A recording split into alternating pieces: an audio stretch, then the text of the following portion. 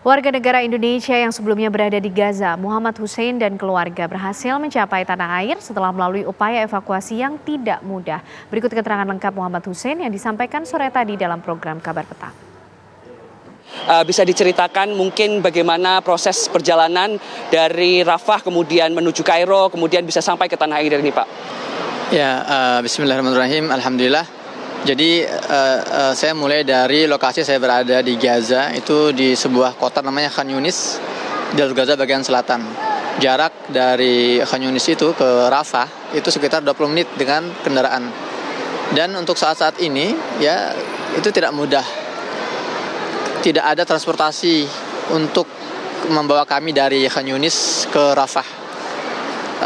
Karena tidak ada bahan bakar, bensin, solar tidak ada bahan bakar. Alhamdulillah saya diantar oleh tetangga saya, dia mengganti bahan bakarnya dengan minyak sayur, minyak goreng. Itu pun setelah berkali-kali, ya 3 kali kita bolak-balik dari Khan Yunis ke Rafah dengan disertai dentuman bom. Ya, alhamdulillah keempat kalinya saya berhasil masuk tembus ke Rafah Mesir dan difasilitasi oleh orang-orang KBRI. Alhamdulillah. Mas, mungkin ada kendala-kendala tertentu selama proses evakuasi dari Rafah ke Indonesia. Bisa diceritakan mungkin, Mas?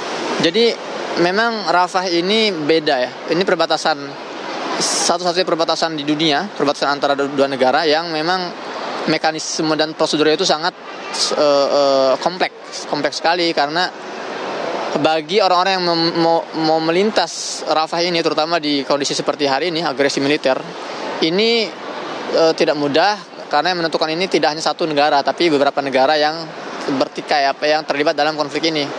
Itulah kenapa 2 minggu yang lalu saya sempat berhasil dia dimasukkan nama saya ke dalam list bersama satu keluarga WNI lainnya.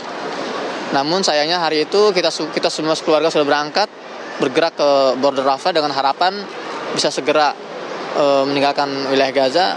Namun sayangnya kita saat itu mendapati nama istri saya dan nama 2 anak saya itu nggak ada dalam list, nggak ada dalam daftar. Dan saya ditawari oleh pihak Rafah border itu untuk melintas dahulu, ntar yang lain nyusul. Dan saya menolak, nggak mungkin itu saya lakukan. Saya bilang ya lebih baik saya terbunuh bersama keluarga saya di Gaza daripada saya harus meninggalkan mereka sendirian di Gaza. Seperti itu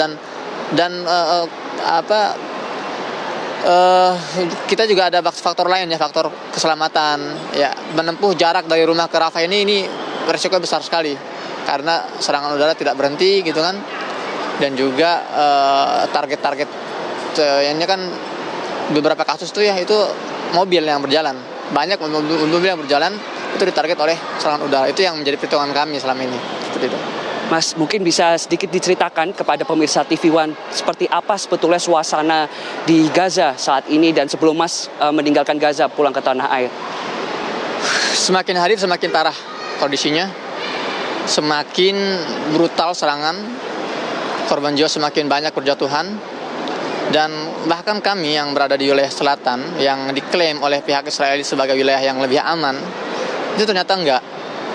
Di hari yang sama ketika saya ini mengevakuasi diri bersama keluarga, jadi saya bergerak dari rumah itu sekitar pukul 10.